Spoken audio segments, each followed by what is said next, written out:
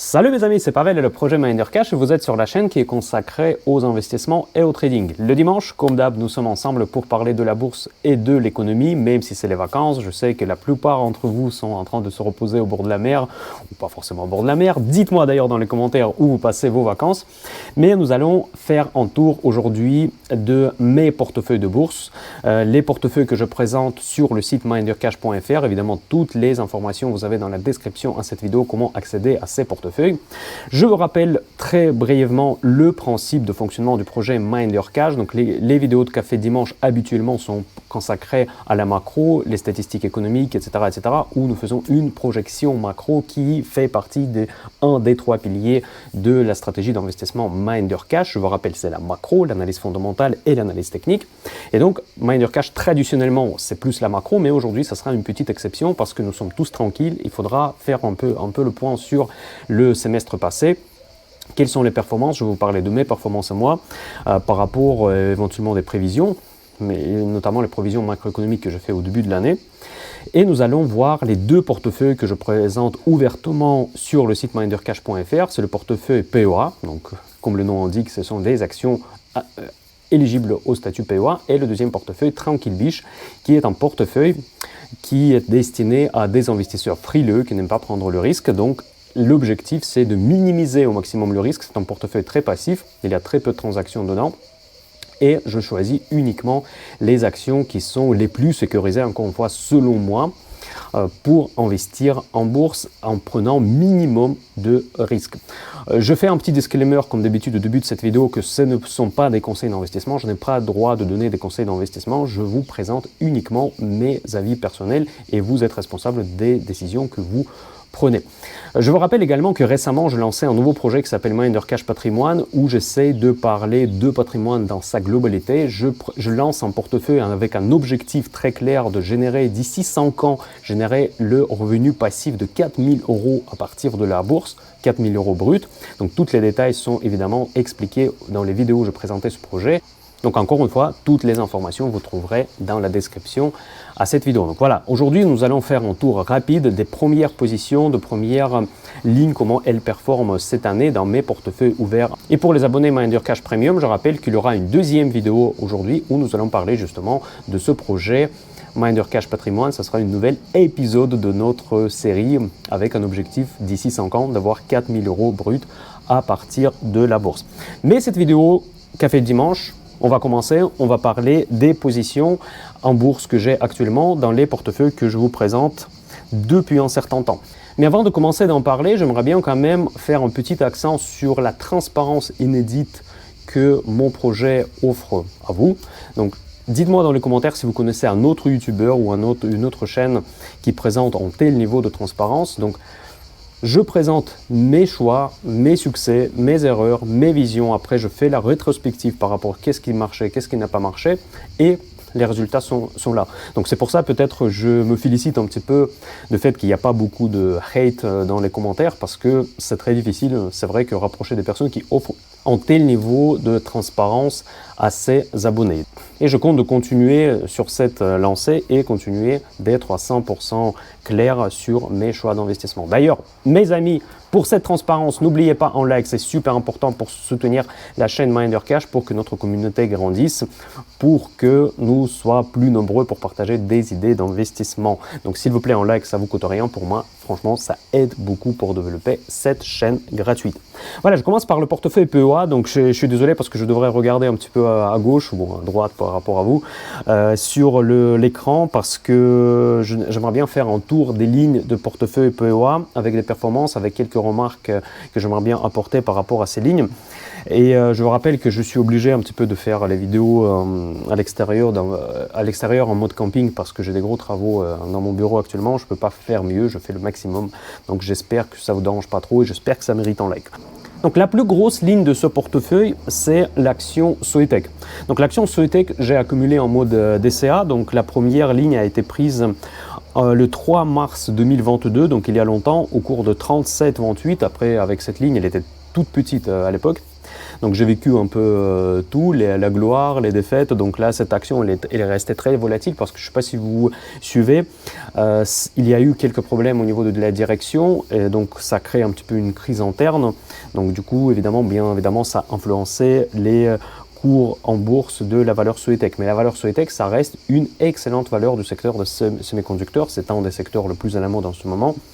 Et je suivais de près cette valeur parce qu'elle est vraiment fait partie intégrante du monde technologique qui est en train de se développer. Ensuite, cette position, ce qui est très important, elle était renforcée pendant le dernier downside de cette action. J'ai doublé la ligne à 130 € et ça a été fait le 28 avril 2023, donc c'est relativement récemment, donc il y a juste quelques mois. Et la performance cumulée de ma plus grosse ligne de portefeuille PEA, actuellement, elle est à 24,3% dans mon portefeuille. Voilà, ça c'est la plus grosse ligne. Total Energy, bon, là on en a beaucoup parlé dans le projet Miner Cash Patrimoine. Ça c'était une des récentes acquisitions que je fais dans mon portefeuille très long terme. Mais c'est ma valeur préférée et de loin parce que, bon, vous savez, c'est peut-être un peu, bon, c'est même très subjectif, c'est sûr. Il y a certaines valeurs avec lesquelles vous avez de la chance, d'autres avec lesquelles vous ne l'avez pas. Par exemple, pour moi, c'est vraiment la valeur avec laquelle j'ai jamais de la chance, c'est Nvidia. Total Energy, c'est tout l'inverse. Franchement, j'ai un parcours pratiquement sans faute avec Total Energy. J'ai été investi en mars 2020. C'était la plus grosse position quand j'ai pris autour de je ne sais plus combien, 25 €, je crois même pas. Et donc là, j'ai spéculé un tout petit peu parce que sur cette valeur, je trouve que l'analyse technique marche parfaitement. Sur ma chaîne Telegram, d'ailleurs, j'ai oublié de dire que c'est mon principal réseau social sur lequel je communique pendant la semaine. Donc si vous voulez suivre le projet Miner Cash un peu plus, donc rejoignez-moi sur la chaîne Telegram parce que je publie beaucoup plus d'informations et de manière beaucoup plus interactive. Et je parle très souvent, pour être honnête, de l'action Total Energy, et pas que évidemment, mais l'action Total Energy pour moi elle est omniprésente dans toutes nos discussions. Et puis, donc actuellement ma performance cumulée sur Total Energy est de 30%. Récemment j'ai rouvert une ligne, je suis sorti à 58 €, donc c'est presque au plus haut, donc après il est remonté je crois jusqu'à 60 au maximum. Je suis sorti à un moment donné pour des raisons techniques. Encore une fois, tout ça a été communiqué sur ma chaîne Telegram. Et maintenant, j'ai repris encore une ligne à 51 € tout récemment. Donc maintenant, elle est à nouveau, encore une fois, de la chance. Elle est repartie à la hausse. On est déjà à 54 €. Et toutes les performances de mes allers-retours depuis le lancement de portefeuille PEA, elle est de 30%. Mais sachez que Total Energy, c'était toujours une des valeurs de plus grosses expositions de mon portefeuille. Donc ces 30%, c'est par rapport à une position relativement grosse. Je rappelle à chaque fois, pour ceux qui me suivent, c'est que la gestion de risque, mes amis, c'est le plus important. C'est pour ça que j'ai lancé tous ces portefeuilles publics pour vous montrer un exemple comment gérer le portefeuille de manière sérieuse. Donc c'est pas une gestion cow-boy où on achète tout n'importe quoi, mais il y a vraiment les principes de risque que j'essaie de respecter. Le premier principe de la gestion de risque, c'est de respecter le poids des lignes dans votre portefeuille. Pour ceux qui sont avec moi depuis longtemps, désolé de me répéter beaucoup de fois. Et donc pour moi, toutes les lignes ne se valent pas. Donc par exemple, Total Energy et Air Liquide, qu'on va en parler tout à l'heure, juste la ligne suivante, ils prennent évidemment beaucoup plus de poids que les valeurs comme Calray ou Neoen, par exemple. Donc ce sont des valeurs beaucoup moins volatiles, ce sont des valeurs excellentes du point de vue de gestion, donc il ne faut pas répéter tous les avantages de nos chères valeurs principales de l'économie française. Voilà, donc Total Energy, performance cumulée 30%, donc j'en ai communiqué largement assez, donc je vais passer rapidement sur notre valeur. Air Liquide, aussi la valeur de bon père de famille qui est 3e au niveau de pondération des poids dans mon portefeuille, performance cumulée 33%, la ligne elle prend à peu près 3% de mon portefeuille, tout comme Total, et Soitec d'ailleurs c'est très proche. Donc Soitec c'est plus avec la hausse de l'action que ça remontait sur la première place, avant on était 3e ou 4e, mais mes premières 5 lignes de mon portefeuille, elles portent plus ou moins le même poids, autour de 2,5-3%. Voilà. Donc pour Air Liquide, je garde cette valeur, vous la connaissez sans doute, donc elle est excellente pour les investisseurs long terme et elle favorise l'investissement long terme avec leur politique de dividendes. C'est une valeur qui est positionnée déjà sur un secteur défensif et en plus sur des secteurs en booming type voiture électrique. Par exemple, bon, après ils font des recharges, tout ça, donc ça ils sont tout à fait dans les segments de croissance également. Pour Total Energy, j'ai fait un gros article pour mes abonnés Miner Cash Premium avec l'analyse et le potentiel de l'action Total Energy et je partais d'une récente interview de son PDG que j'ai analysé en fait justement qui a un petit peu drivé mon article. Donc je pense que Total Energy aussi on sous-estime boursièrement parlant cette valeur, tout simplement parce que le marché ne price pas son potentiel de croissance. Et c'est le cas pour toutes les pétrolières classiques, pratiquement, même les pétrolières américaines. Donc je trouve que le marché a un petit peu de l'inertie par rapport à ces valeurs, donc il ne voit que la partie, le pétrole à l'ancienne. Donc voilà, donc là je vous invite de lire cet article si cela vous intéresse. Et surtout de rejoindre le Miner Cash Premium pour accéder à tous mes projets, à tous mes portefeuilles, toutes les informations que je publie. Ensuite, la quatrième ligne, c'est Danone 8,5, mais par contre, je ne suis pas super content de cette performance parce que cette ligne a été rajoutée il y a très longtemps. Pendant longtemps, j'étais un petit peu en négatif. Là, elle est repartie à la hausse. Je ne sais pas si vous avez suivi, il y a eu une actualité que Vladimir Poutine en Russie, il a saisi les activités de Danone, il les a nationalisées. Donc, ça n'a pas trop affecté le cours de l'action, apparemment. Donc, elle continue à performer très, très bien. Ensuite, la suivante valeur, c'est Schneider Electric. Donc, on est à 25,4%. C'est une valeur en confort transformation énergétique, donc c'est une valeur de croissance, on peut dire, mais elle n'est pas bon marché. Donc quand j'ai investi, je trouvais déjà qu'elle était assez chère. Maintenant, on est à 25% de plus. Ça commence à être un petit peu serré, on va dire, en termes de valorisation. Mais c'est un peu le cas pour tout, sauf quelques exceptions. Typiquement, Total Energy, Soitec d'ailleurs, je ne trouve pas spécialement qu'elle est survalorisée. J'avais un avis différent il y a quelques années, mais là, je l'ai changé d'avis. Mais Total Energy, clairement, elle n'est pas surévaluée. Parmi les valeurs, si on cherche un petit peu de la value dans le marché qui est proche de ses plus hauts actuellement, il n'y a pas grand-chose déjà. J'ai un petit peu beaucoup de difficultés pour les screeners que je publie à mes abonnés tous les mois. D'ailleurs, on va parler d'une valeur qui a explosé et que j'ai publié, que j'ai choisi le mois dernier. Ça, c'est juste après. J'ai beaucoup de problèmes aujourd'hui de choisir les valeurs parce que je suis obligé d'aller sur les valeurs plus risquées. Parce que les valeurs qui ne sont pas risquées, du coup, ils sont très très bien valorisées et c'est très difficile maintenant de les intégrer dans mes portefeuilles. Ensuite, après Schneider, c'est Sanofi, encore 26,6. C'est tout récemment, je crois que je l'ai acheté en février. Sanofi, on est déjà à 26,6% de performance et elle pèse 2% dans mon portefeuille. Donc c'est bon, évidemment, il ne faut pas la présenter, c'est une très belle valeur. On frôle la résistance de 100 €.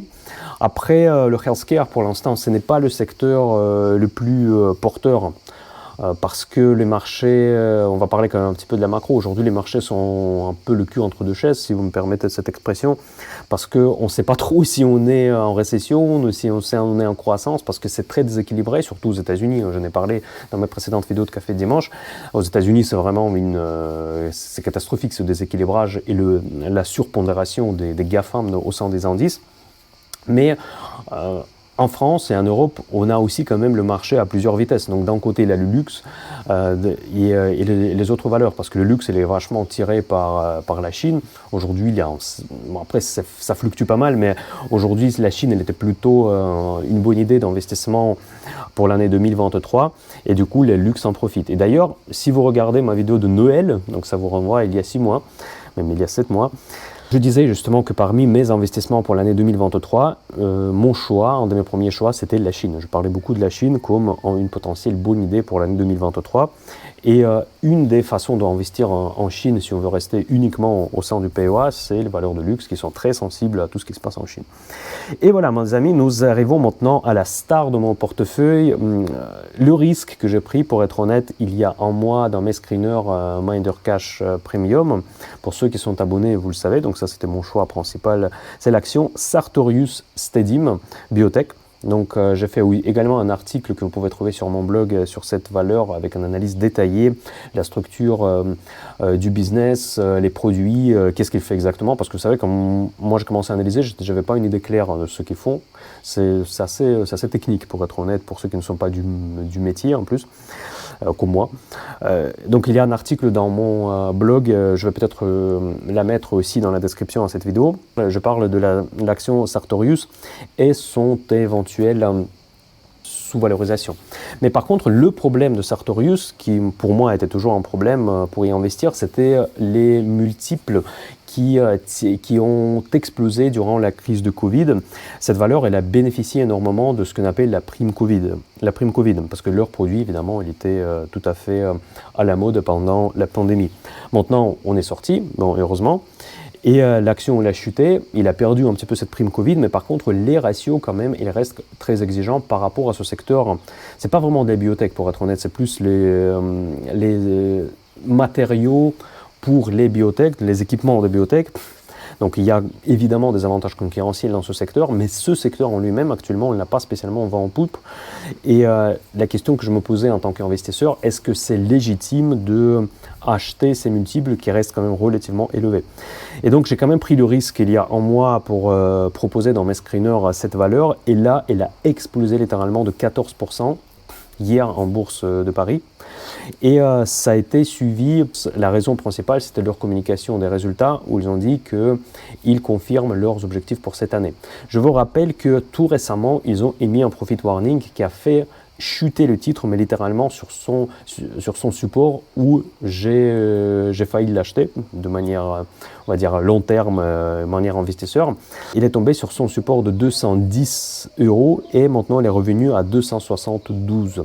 Donc si vous êtes intéressé par cette valeur, il faut que vous teniez compte que cette valeur qui reste quand même relativement volatile, même très volatile pour une valeur de CAC 40. C'est pour ça, pour être honnête, j'hésitais s'il faut ou pas la présenter dans mes screeners, parce que j'essaie quand même de m'adresser à des investisseurs classiques, à des investisseurs plus traditionnels. Voilà, actuellement, évidemment, j'ai eu un petit peu de la chance parce que j'ai acheté juste avant le profit warning, du coup après j'ai encaissé. Et maintenant, grâce à cette nouvelle communication, que finalement, ils vont maintenir leurs objectifs de l'année, ça m'a sauvé. Ça me permet peut-être de solder cette position. Je pense que la semaine prochaine, dès l'ouverture des marchés, je vais quand même concrétiser ces gains de 13,3%. Franchement, j'ai reconnu quelque part l'erreur quand j'ai vu le profit warning, parce que franchement, j'aime pas acheter les valeurs qui sont dans un cycle des profit warning, parce que ça peut se répéter, ça peut faire glisser le cours encore plus bas. L'entreprise, elle est clairement en perte de élan boursier, pas spécialement élan boursier, mais élan surtout économique et de point de vue des résultats, de point de vue de chiffre d'affaires. Ce n'est pas actuellement une valeur que je veux garder à long terme. Donc pour moi, c'est une valeur sur laquelle je ne vais pas hésiter de prendre mes profits, et plus globalement, cette année, je n'hésite pas de prendre mes profits sans aucun problème. Et voilà, et la dernière valeur que nous allons parler dans le portefeuille PEA, c'est Amadeus IT. C'est une valeur espagnole qui est un leader européen, peut-être même mondial, dans les réservations des billets, de tout ça. Donc c'est plus lié au tourisme des voyages, reprise après Covid. 15% de performance actuellement. C'est une valeur quand même assez difficile à accéder parce qu'au niveau des frais, elle est cotée à la bourse de Madrid, donc les frais peuvent être assez élevés. D'ailleurs, je l'ai rajouté dans le portefeuille PEA, c'est mon portefeuille modèle, c'est pas forcément une ligne que moi personnellement je détiens, et je ne suis pas certain qu'elle est éligible au PEA. Je crois que oui, mais si je me suis trompé, je suis désolé. Voilà. Donc après les autres valeurs, je vais rapidement faire un tour parce qu'elles commencent à être plus faibles en termes de poids dans mon portefeuille. Très rapidement, bioMérieux, je suis toujours à moins 14,8%, donc c'est la valeur encore une fois de Covid qui c'est la plus grosse, on va dire, mauvaise performance, la première mauvaise performance dans les valeurs avec un poids relativement important. Toutes les autres valeurs dans lesquelles je suis dans le rouge, elles sont tout en bas dans mon portefeuille. Ils pèsent très peu sur mon PNL global. Donc vous voyez, c'est ça l'objectif de la bonne gestion de risque, c'est que les valeurs qui sont risquées, qui pèsent beaucoup, en fait qui peuvent baisser fortement, qui sont volatiles, je ne m'expose pas de manière significative au sein de ce portefeuille. Ensuite, Calray, il a repris parce que j'étais en très grosse perte sur Calray. C'est une autre semi-conducteur, mais de la catégorie entre C et D. Donc, ça veut dire qu'il vient juste de commencer à avoir le chiffre d'affaires. Donc là, également, c'est moins 0,2%, 0,3% presque. Bouygues Télécom, aussi une petite ligne que j'ai, 7,5% de profit. La Française des Jeux, aussi une petite ligne, moins 12%. Rubis, moins 3,8%. Mais ça, vous voyez, ce sont des lignes petites déjà dans mon portefeuille. C'est pas ça qui change la donne pour le PNL global. La valeur que j'ai rajoutée récemment, c'est Piscine des Joyaux. J'ai mis pas beaucoup parce qu'encore une fois, c'est une petite valeur. Elle est même éligible au PEA-PME. Elle est à 12% actuellement, mais il y a peu de liquidité sur cette valeur. Donc du coup, ça peut changer très vite. Je m'en félicite pas spécialement beaucoup. Après, Ipsen, ça c'est dommage parce que c'est une petite ligne, mais elle fait combien? Elle fait 31,5%, c'est génial. Et Boiron, pareil, d'ailleurs, 33%, mais ce sont des petites lignes, donc je n'étais pas suffisamment agressif sur ces valeurs. En revanche, Eurofins Scientifique, c'est une valeur avec laquelle j'ai jamais de la chance. À moins 40%, je suis dessus, mais encore une fois, c'est pas la taille de la ligne n'est pas énorme. Et pour le reste, le reste, ce sont des petites valeurs qui ne pèsent pratiquement rien. C'est Neoen, moins 13%, mais ça change énormément. Franchement, ça change dans tous les sens. Donc demain, peut-être ça sera plus 13%. Voltalia, pareil. Euronext, moins 16,7%, mais c'est une valeur qui est une candidate pour renforcer. Euronext, vous connaissez évidemment, c'est une énorme valeur. Pourquoi je ne la renforce pas pour le moment? C'est surtout son endettement qui me dérange. Ils se sont endettés énormément juste avant l'augmentation des taux pour acheter la Borsa Italia. Je ne suis pas certain comment cette entreprise va, on va dire, consolider ses comptes pour faire face à des profits avec un l'endettement aussi important. Voilà mes amis, ce qui se passe pour le portefeuille PEA. Donc vous voyez, ça performe très bien. Donc les premières valeurs qui sont les plus importantes du point de vue de la pondération et impact sur mon PNL, elles sont toutes dans le vert. Le vert très bon, très agressif, donc je suis très content des performances de portefeuille PEA. Mais attention, nous sommes actuellement proches de ces plus hauts sur le CAC 40 et s'il y a des profits à prendre, je répète encore, c'est le bon moment, selon moi. Encore une fois, je ne peux pas donner de conseils d'investissement, mais s'il y a des profits à prendre, je ne vais pas hésiter.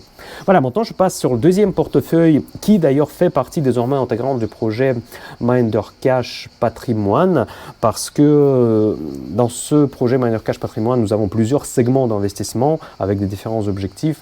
L'objectif final est toujours de générer la rente de 4 000 €, mais on ne génère pas uniquement avec des dividendes, parce que ça englobe en fait toutes mes connaissances, tous mes projets, y compris les options, les ventes des puts, parce que ça c'est une stratégie excellente pour générer du cash flow passif sur les investissements boursiers. Mais il y a aussi une couche, ce qu'on appelle parfois fonds de portefeuille, et le portefeuille Tranquille Biche, ce que j'appelle, fait partie intégrante de cette couche fonds de portefeuille. Donc si vous voulez, ce portefeuille que je vous présente sur le site mindercash.fr, je le vois comme un ETF. Un ETF au risque très faible. Donc mon objectif de prendre le minimum de risque en investissement sur des actions, c'est pour ça que ça s'appelle Tranquille Biche. Et le projet Minder Cash Patrimoine, il utilise ce portefeuille comme une forme de ETF pour répliquer toutes les positions automatiquement au sein de vrais portefeuilles patrimoine que je présente à mes abonnés. Parce que patrimoine, c'est mes comptes, si vous voulez. C'est mes investissements réels que je fais. Je présente tels quels sont, y compris l'investissement immobilier. J'ai présenté récemment tous mes investissements immobiliers et je vais encore faire d'autres vidéos pour aller beaucoup plus en détail dans ma stratégie immobilière également. Donc là, on va parler de tout, y compris des placements, y compris de l'assurance vie.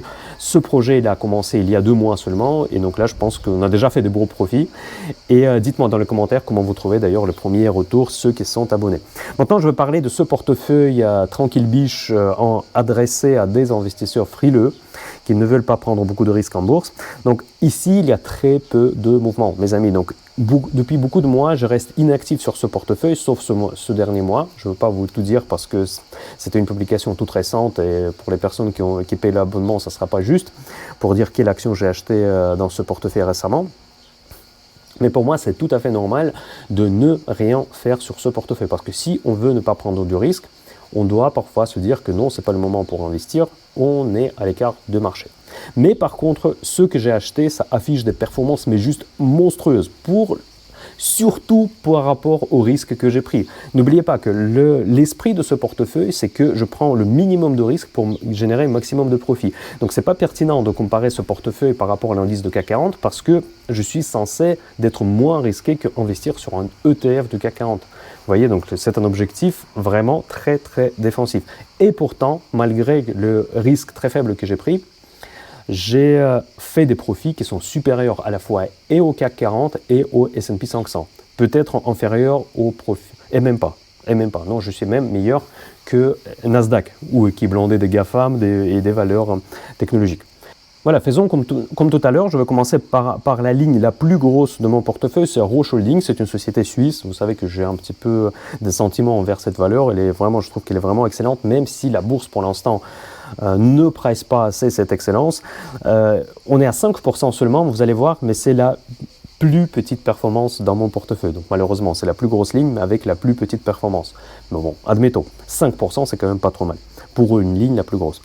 Déjà, la deuxième ligne qui est une Air Liquide, donc c'est une valeur qu'on vient de discuter, elle était ouverte avec un PRU largement inférieur que celui de portefeuille PEA et je suis déjà à 33,1%. Troisième valeur, c'est L'Oréal actuellement. Vous voyez que le risque que je prends, c'est vraiment des valeurs quasiment que de la catégorie A, ce que j'appelle les valeurs les meilleures au monde, les valeurs qui ont des forts avantages concurrentiels. Et sur ces valeurs-là, j'ai réussi de faire la performance quand même qui est supérieure pratiquement à toutes les indices. Donc L'Oréal, elle est à 32% actuellement. Donc après, je bénéficie un petit peu d'un segment luxe parce que L'Oréal, il a beaucoup de sensibilité par rapport au secteur du luxe, même si ce n'est pas vraiment le secteur du luxe. Ensuite, l'Accenture. L'Accenture, c'est la plus grosse société de conseil au monde, 23%. C'est une société vraiment, et en plus, elle n'est pas encore très chère, parce que c'est une des rares valeurs actuellement qui n'est pas survalorisée. Et la plus grosse performance en termes de pourcentage, c'est JP Morgan. C'est la seule banque que j'ai dans tous mes portefeuilles. Elle montre une performance de 51%, mes amis, 51% sur une valeur de Dow Jones. C'est une des plus grosses, c'est la plus grosse banque et certainement la banque la plus solide au monde. Voilà, 51% sur JP Morgan. Boeing, actuellement, c'est la dernière ligne dans ce portefeuille. C'est vrai qu'il est plus risqué, on peut dire, mais par contre, elle rentre tout à fait dans l'esprit de ce portefeuille parce qu'elle fait partie évidemment de ce secteur qui est composé de deux valeurs, Airbus et Boeing. Airbus est meilleur, en tout cas ces dernières années, mais Boeing il est beaucoup plus valorisé, mais par contre personne ne va remettre en cause évidemment l'existence de ces valeurs.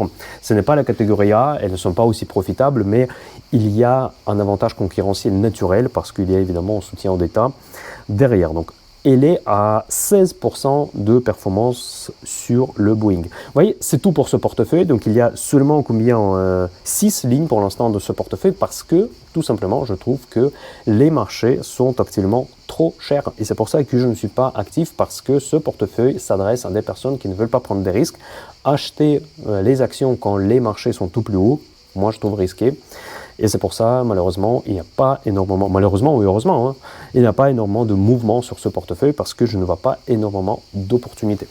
Voilà mes amis, aujourd'hui, comme d'habitude, dans toute transparence très typique pour le projet MinderCash, je vous ai présenté mes portefeuilles qui sont accessibles sur mindercash.fr.